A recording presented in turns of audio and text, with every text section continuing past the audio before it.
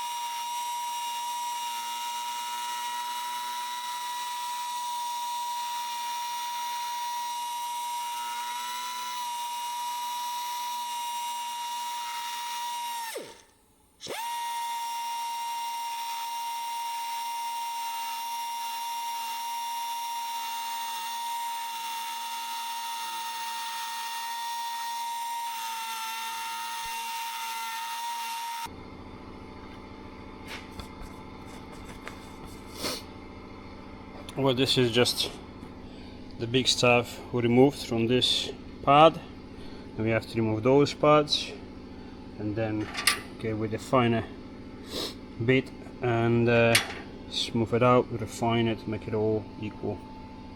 Yeah, this does give a hand. It does remove some of the compression, not much, but some, obviously very little helps, and to be honest, we're gonna run aviation fuel or race fuel or whatever we're gonna find decent. So that's sorry, high compression wouldn't be a problem, but this is hot spots. They're very prompt to that, so all these hot spots are gonna be removed nicely. Yeah, not much, not a big work. Which now I'm gonna get a gasket, the exhaust gasket. I'm gonna see how the exhaust matches to the gasket,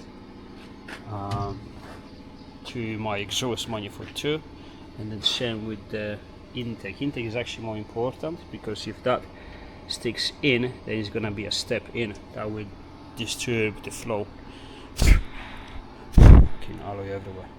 And so yeah, it's just port matching, removing the pads, and that's it. Then we're gonna clean it, steam clean it proper. Good. The good thing is all these things here, like this one, these bolts here. There was another one, I think, on that side. Yeah, I'll show you this one. All is gonna be removed, so all the oil galleries, they can be cleaned from inside out. So there is literally not a physical chance for something being inside and coming out and surprise inside the engine. So yeah, all good. So much stuff to do all at once. Prepping my engine, doing this. Now we're gonna have to take that car on. The other MR2, which is waiting, and it's just after this. It's I think we're gonna build the engine for that one. I may do it an exception. I don't do it anymore, but I may. I don't know. We'll see. Steve is gonna be here. We're gonna talk about it. We'll see. We decide. All right. See you. Hi. What do you think? Oh, you've been playing. Yes, all right. I did even more than that, but it's kind of entirely up to you what you want to do. Yeah, I just want to smooth it out so there's no hot spots. Yeah, I mean, on mine, I literally went right to the fucking edge. Yeah, I've seen it. And I think what I did. The thing is, I did it a few times. Remember, because every time I've ever took my car apart, I've just done it a little bit more. Every time I've took off a tiny bit more and a tiny bit more and a tiny bit more. But that's plenty. I could squeeze these from there, but it's very smooth from there. I've matched the line on the inside. It's tricky because obviously, I remember what I've done is, again, like you've done there, is to de-shred the exhaust valves a bit. Yeah. So I've always tried to take as much off as I can. So smooth out, leave there down from there. But I think my first one was probably less than that, and I've just done a bit. Every time I took the head off, I've looked and I thought, I'll do a bit more. Be more. Reality is, it probably makes no fucking difference. No, I don't think that the fundamentals is there, isn't it? Once you remove the hot spots, yeah, and smooth it out, I think that's it. Exactly. Very little. No. Very little. Why this gasket is different? In what way? Oh, look at it. You got it upside down, haven't you? Oh. Yeah. Oh, there you go. There you go. Like you moron. Professionals. You shouldn't be touching cylinder heads. Yeah, it's not much. It's very little. Do you want to hear it? Oh, is it running now, is it? Not for long, because obviously no. Okay. Yeah, it's got oil though. Yeah, that's the oil. That's the oil. There you go.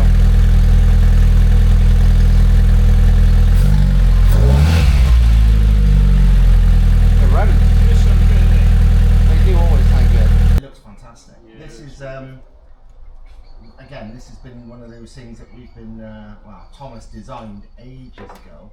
We've actually got them cut ages ago, and they've never made production just because she's never had time. But Thomas has actually fitted one to this car, and it looks fucking awesome. I like when we do It looks really cool. Are we doing that Matrix thing where we're both filming it? But yeah, I want one of them now. Oh, fucking, that's cool as fuck, especially with the manifold. Yeah, but that's the prototype. The final ones are going to be even better. Yeah. Yeah, that's. Was it too much? How bad was it to get the bush right? Because that was what I was worried about at first. Not too bad. To be honest, not too bad. The risk with the bush, because I have to make my own tools for the lathe to work on it with the poly bush, is you made them like a knife. Yeah. But what they do, they pull the material in when you cut, so you have to calculate how much to remove. Actually, you have to set the tool to remove less than you think you're gonna remove, because you're gonna actually remove more than you think. So that's the tricky part. But once you've done one, it's sort of okay. It does look really bloody It's good. alright. Looks so cool. Yeah, and I have the new inserts, I use the alloy insert, much thicker. Yeah. So it's slide is tiny bit stiffer than it used to be, and yeah, small tricks, small things, but hey, that's done. Didn't need it much, to be fair. These sides, like, it's just literally on the bottom, which is top actually here. I'll refine it here, and on the sides, bottom was okay. So yeah, no, it's good. It's good. It didn't take much. Exhaust is a different story. Let me take this off. It's a different story, but yeah, it's quite a lot. But I need to make sure the gasket, how much is the exhaust manifold, because exhaust manifold ports may actually be smaller and than the gasket, and I have a feeling that that's the case. Excuse me, so I need to check that. Chambers, they're already good. This is good enough. Steve says he will do even more, possible probably, but I want to leave it. This is good enough. I want to remove the kind of like the bare minimum possible. The reason for that, not actually the reason, is just remove all the squish pads, remove the detonations, hot spots and all the stuff, and that's it. That's what I need really, nothing more than that. Plus again, I don't want to spend too much time into the cylinder head, because just in case something happens, something grenades, I want to be able to reproduce one fairly quickly, because I'm lazy.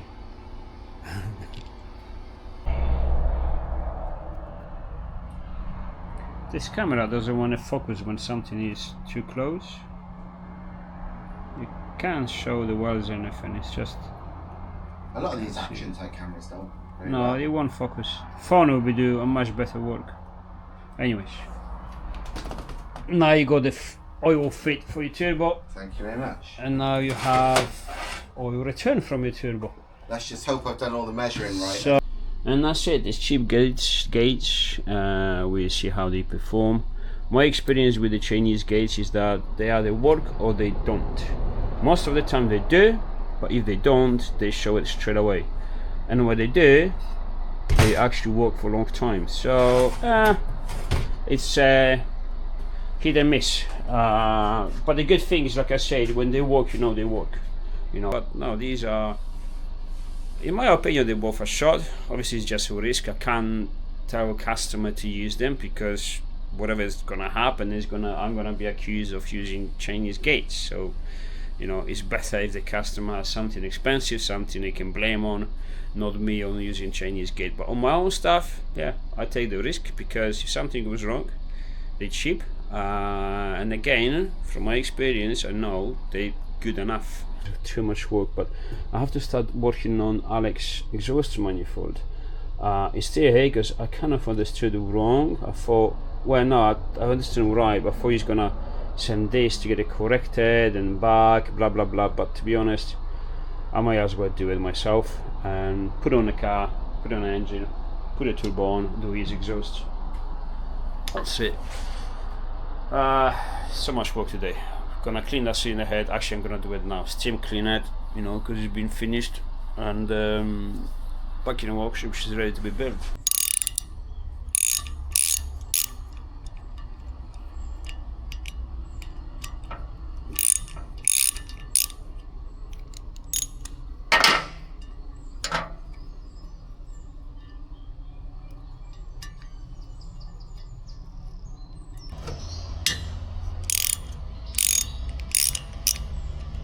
I am thinking about solid lifters, just because, but then how far do you go? Because I don't mind adjusting them. I used to do it on the bike engines with no problems. I don't find it to be a pain in the ass. Yeah, you do it once in a while, but once you've done it, you've done it.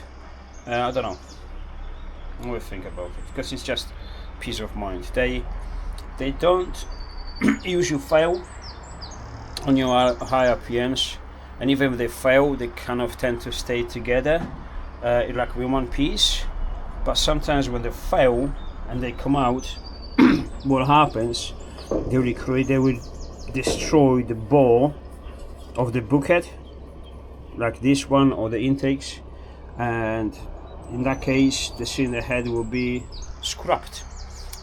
So this is my abomination of the plenum, as my usual. Make it all experimental, ugly and quick, because I don't want to spend too much time on this stuff, otherwise I wouldn't be able to do it. And then if it works, then theoretically you should make a better version, but usually I just leave it. Anyways, we put much the cylinder head to the gasket. It was very little, tiny bit actually on it, a little bit on the sides, so we know, you know, it was just here and here, so we know the plenums of the large port is actually has smaller ports than the cylinder heads by a decent amount. It's like 2-3 mil here, that's like 3.5 over here. So I've marked it, as you can see, remove the gasket, and I'm gonna port it nicely around it. So yeah, let's make it flow. Yeah. Oh, so they set the throttle. It's at 30. It's actually on at 30%, but it thinks it's on at 100. Yeah, because you can see that. So as Andrew is, I'm using himself with the Steve's latest video of these people blaming us the stuff doesn't fit. I've been going forward with the engine. So the bottom is closed, all torqued up. I think. Did I? I think I did. I'm kidding. I did. Pump is in, pickup is in, the fresh one. Steve brought 2 of them. They were both in a good condition. One was proper mint, so cleaned it, put it on. Closed everything, put the back seal, obviously that's brand new on the crank. Crank had a little damage. It's like, looks like been, I don't know, was just on the surface where the flywheel goes. I grounded it down a little. It was just a tiny bit, nothing major. And we have put this experimental clutch. This is, yeah, I don't know. So we had a couple of people say they use it and it's fine. And I want to test it. Twin plate, it costs like a third of what the proper clutch, the genuine cost. They're supposed to be copied as they do, like Conrods and all that stuff, and they've been absolutely fine. So I want to test it and see how it goes, because if it works, then it's good info. So that's on. Flywheel didn't go on. The center bed, it was machined but not deep enough, so I had to go on the lathe and, you know, machine it slightly deeper, only about not even a mil, so almost there, but not quite there. So you can't just torque it, you have to make sure the fitment is there. Something is off, you have to diagnose it, correct it, like with this, because if not, you torque it and yeah, shit is gonna happen really bad, really quick. So yeah, this is it. Now I'm gonna work on my oil housing. I see you can make some small improvements for the oil flow, add maybe things for sensors. I don't know, I got a plate because this is gonna run my oil cooler and an oil adapter, but also a remote oil filter, because in MR2, I'll show you on this one here, you see when you put the oil cooler on this, you put a sandwich plate. There isn't much space here, you see I can put my finger there, but you need some of the space obviously to move that. So usually the sandwich plate takes space from here to there roughly, not much. But obviously that wouldn't fit anymore, so what people do, run a shorter oil filter and they have no problems. However, my brain is like, well, if you change something, if you modify something, you modify it for better and not for worse, even if the worse is tiny bit worse, even if the better one is tiny bit better, but it's just my brain.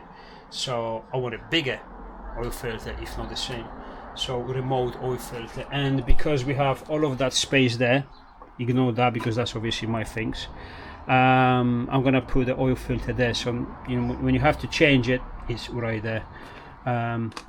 Oil cooler obviously there, but yeah, keep going. Like I say, an hour, a couple of hours per day, and before we know it, this engine is going to be in the car and on the dyno, and we'll see how much we can squeeze out of it.